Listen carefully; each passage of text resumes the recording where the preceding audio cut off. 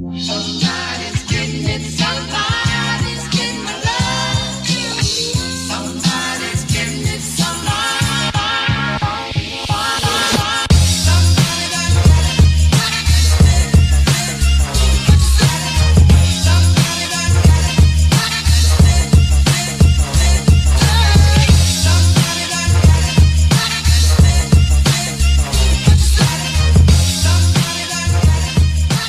Hi, I'm Pouyan Shirzadi. And I'm Kiran Kilambi. And you're listening to the Court Podcast. Today on the Court Podcast, we're going to have a recap of the NBA Western and Eastern semi-finals of the 2020 season. So without no further ado, let's get into it. So Kiran, what were your thoughts of the Lakers-Rockets series? So, I wasn't that surprised that the Lakers won. I'm just surprised that they did it in 5 games in that fashion. I thought that Houston would have put up a bigger fight, and that didn't happen. So that surprised me, and the Lakers completely dominated them.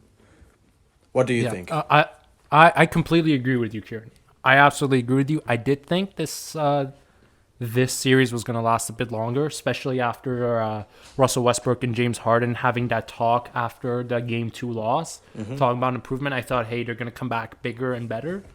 But apparently they did not, and they did disappoint. I do believe this was a failure of a season for the Rockets, and they should start rebuilding. They should trade James Harden. They should trade Russell Westbrook, and I just believe they're an absolute garbage of a team.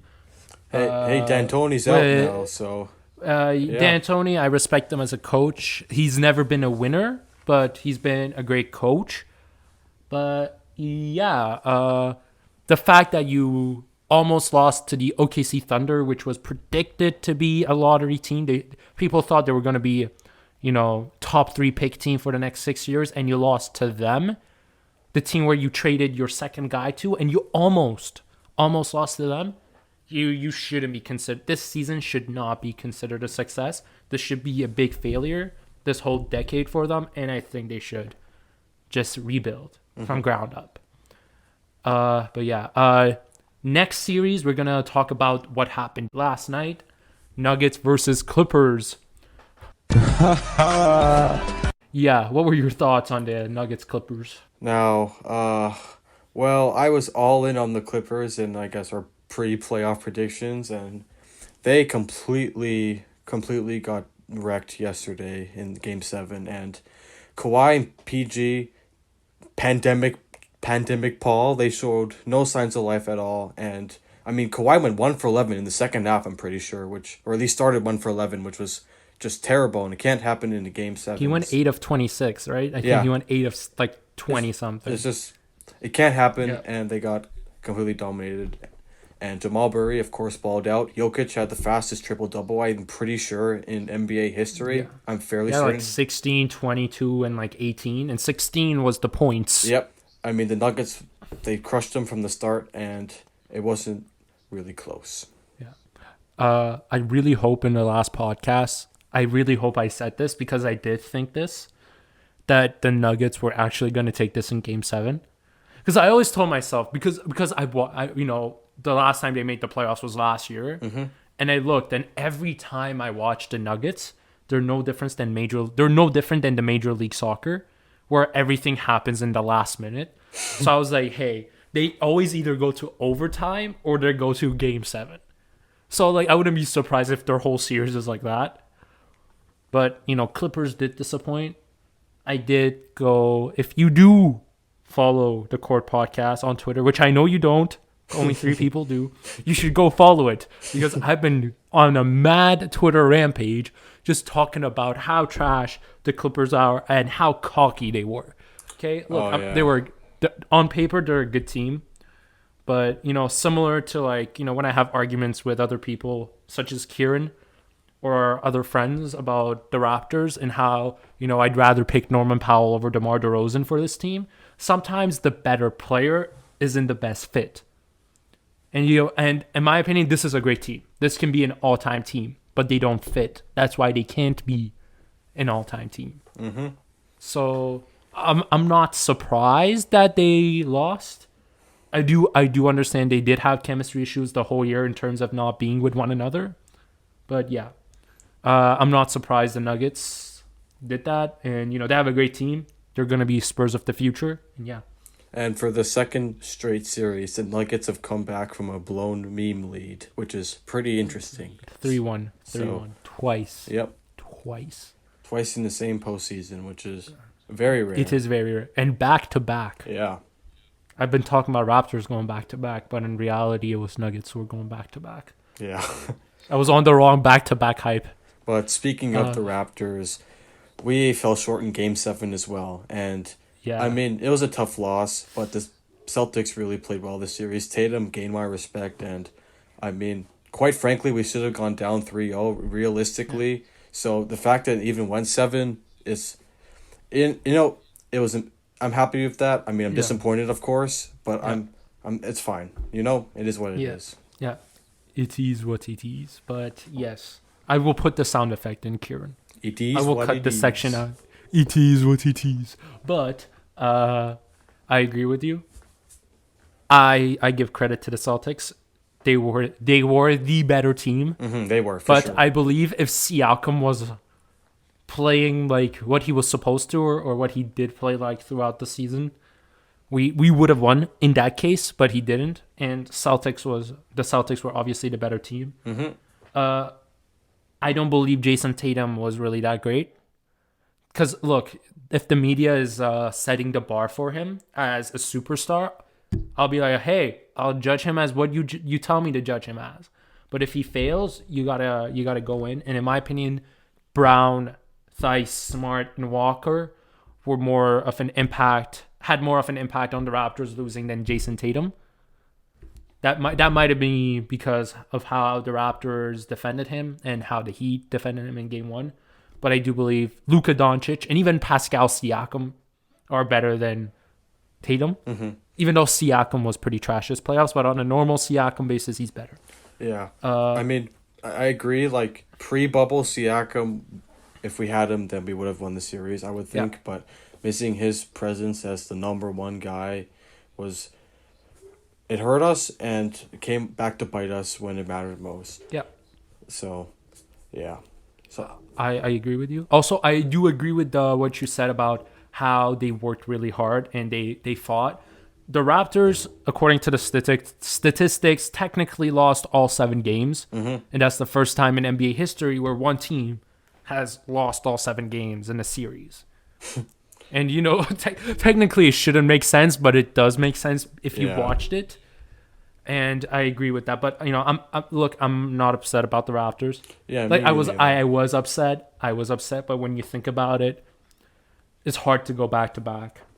Yeah, They didn't have their main superstar. And it makes it better that the Bucks lost too. So, and the Bucks got embarrassed. So Yeah. that makes it a lot better. Yeah. We were going to talk about the Bucks, but the Raptors, GG. I want to talk about Kawhi for a second. Kiran, I want to know your thoughts about this too, because the whole night last night, I was just telling myself Kawhi deserved this. Yeah. Kawhi deserves this for leaving the Raptors. And you can see it. The Raptors, even though they lost in the Game 7 like the Clippers, we lost working hard. We lost trying our best to get there. The Clippers got arrogant. They were like, hey, we're going to the next round. Settle down. They didn't even work hard in Game 7. And they lost. And, Kawhi wanted that instead of what the Raptors had. Yep. And in my opinion, he deserves it. And I'll get to that real quick, but just real quickly, who do you think the highest scoring Clipper was last night? If I say Ivica Zubac, would I be wrong? No, it's Because I think it is. it's Montrezl Montrezl Harrell. Harrell. Oh, Yeah, okay. which I mean, it's not supposed to happen during a Game 7. So But not going to lie, smartest answer would have been Montrezl Harrell. yeah, But hey, but I thought it would be Ivica Zubac because, I thought it would be a meme answer. But he's the only one on the team who reached the 20-point mark, and he just scored 20 points on the nose. But as you were saying, I mean, Kawhi. Did they at least have 5 players who scored over 10? They had 6? 5. Yes, they did. But still, Okay. But they still played like they weren't trying. But as you're saying, I mean, listen, as Raptors fans, I mean, nobody hates Kawhi because he got us a championship. Yeah. But admittedly, we are all salty that he left, and and now that he got swept. Now that they got eliminated, Blew and they blew the 3-1 lead. it's a Kermit tea sipping meme from Raptor fans. It is. So Have you seen the old meme with Kermit rolling down the window, and it was like when you see your homie getting beat up, but he told you you were trash at 2K, or like he watched the dunk replay. Yeah, I saw So that. I was like, I saw that. I mean, it's kind of one of those moments. Yeah, it's exactly. I mean, like, and I've seen, Laker fans had a field day with this yesterday, of course. I mean, as they should. But a lot of them were saying how, it's not just us. It's not just us Raptor fans who think he should have stayed. It was Laker fans. It was Kendrick Perkins this morning on ESPN. I mean, Yeah. a lot of people are, and it's not just us Raptor fans, are saying that he should have stayed because, we would have been the best team in the East if we still had him, and we would have made the finals if we still had him. So. Yeah, we would have definitely made we would have definitely made the finals this year, especially with the teams that are here. Yep. Especially in the bubble and the ways they were playing. Oh yeah. So it's crazy. It's crazy. But I mean, good for Denver though. I mean, good for Denver. Yeah.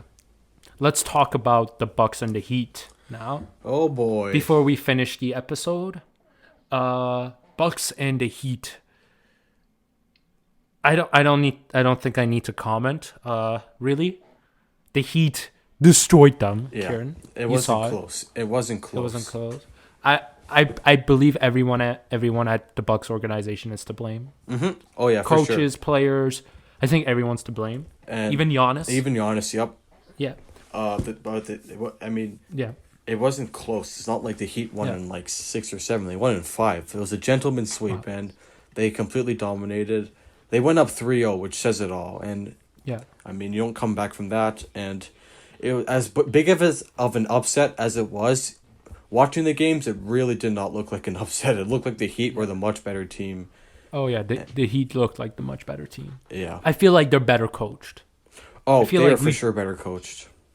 In my opinion, coaches who make the NBA Finals or at least win a championship within their first 5 years are some of the best coaches in this league. Mm-hmm. And that's what I believe. Or conference finals. If they go far, usually they're the best, especially if they win it. Like Mike Budenholzer on the Bucks, I mean, he's a Coach of the Year award winner twice, I believe. But now, I mean, 2 straight years losing in the second or losing in the playoffs. I mean, they made the conference finals last year, but I mean, still, when you have a player like Giannis, I mean, if he doesn't leave this season, I mean, championship or bust pretty much. If it wasn't even championship or bust this year, it is 100% championship or bust next year for the Bucks. If Giannis is still there. It is for sure. And in my opinion, if they don't win next year, he's gone. I'm hearing you hear all the talk about the Bucks are gonna go all out. They're gonna go over the luxury tax. Mm-hmm. Yeah, and I hope they do because look. Beyond the Raptors fan, like I'm Raptors fan first, but I'm NBA fan second. Mm-hmm. Or like whichever one. I'm an NBA fan, and for me, it would be entertaining if the Bucks are a good team, and I want to see, Giannis have a sort of same trajectory as Kobe did, and you see him unfollowing everyone, but Kobe and family members. Yeah, and to me, that means a lot as a huge Kobe fan. That was really interesting, and I mean the Bucks had that whole 3-hour meeting of Giannis, which is obviously private, and they didn't really want to disclose anything other than the fact that they were going to go over the salary tax. But I mean, next year, if they do finally win, it'll be nice to see because they've been on the losing end to us, to the Heat, and us twice. And I mean, it'll be nice to see them finally make the finals because, you gotta feel bad for their fans, and especially you gotta feel bad for Giannis. Yeah, I agree with you, but we got to give credit to the Heat, to the Nuggets. Oh, big credit to the Heat. To the Lakers. To the even the Celtics. Even the Celtics, But mostly to the Nuggets and Heat. Because people don't talk about it. People think, oh, they did it. But, I want the media to actually talk about how the Nuggets did a really hard thing. Because the whole year you spend talking about, oh, the Bucks are going to go and the Clippers. And my final prediction is the Bucks versus Clippers. And you talk about that the whole year, the whole pandemic break. And they don't end up. And you're like, oh, the Clippers disappointed me. Give credit to the Nuggets. You didn't do your work. Give credit to the Nuggets. Exactly. I admit, I slept on them. I slept on them. I slept on them too. I had the Clippers going all the way. I totally slept on the Nuggets. Yeah, so but, I mean, I'll take the the L Yeah. there and admit I was wrong. But I mean, But I also believe we know the Nuggets are going to be good. We just didn't think it's going to be now. yeah. But they proved to us, hey, it's now. We just got to accept that. Mm-hmm. We just got to accept that. But yeah, that's I it mean, for today's episode. Yeah. Oh, sorry, one more Kiran? thing. But I mean, Jamal Murray even said in the post-game interview yesterday that the media's got to start showing them more respect. Which, Oh, yeah. in fact, they do. Oh, yeah. Which is a complete... Richard Jefferson became the true. first guy. He's like, because apparently he was, Jamal Murray was his rook when he was at Denver. And he was like, I'll be the guy. I'll be the guy who supports you. I'll be the first guy who gives you credit on the media. But go out and prove it to me. Yeah. And I want to see that. I want to see that. But to all the Denver Nuggets fans and Nugget Nation and all the players, I apologize for my wrong predictions. That's it for today's episode. Remember, follow us on Twitter, please. Please. Okay? We're borderline Please. desperate. But for now, please follow us on Twitter. Follow us on TikTok. Follow us on Instagram. We post content on there all the time. We are trying to update more content or have, more episodes for you, even though we have university starting again for us. But that's because we're committed. And we thank you for listening to us on YouTube, Spotify, Apple Podcasts, or our website, or whatever you listen to us on. And yeah, Kiran, do you have anything to add? Nope, I guess like the last thing I said about Jamal Murray, that was the extra part that I had, but nothing else. Another shout out to the Nuggets and the Heat for proving everyone wrong. Yeah, shout out to them. And the Celtics too. I mean, I guess we were more favored than they were, so. Yeah.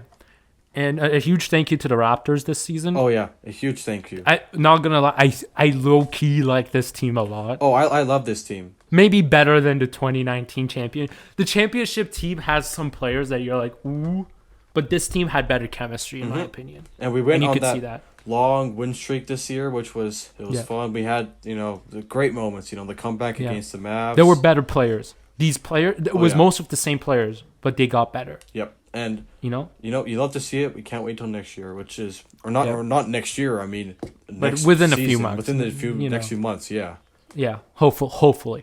yeah. Hopefully. Also, going back before we finish this episode, our first episode, which was about the NBA draft, I did mention a date of when the NBA draft is going to be. They did push that back and is subject to change even further. It can be changed. So I just wanted to let you guys know that the NBA draft is coming. It's supposed to be mid-November, I think. Yeah. It seems like a while, but it'll be 2.5 months from now. And we're probably going to do another episode on that maybe, now that we do know which teams are where. And yeah. Thank you for listening. I'm Pouyan Shirzadi. And I'm Kiran Kilambi. And we hope you have a great day.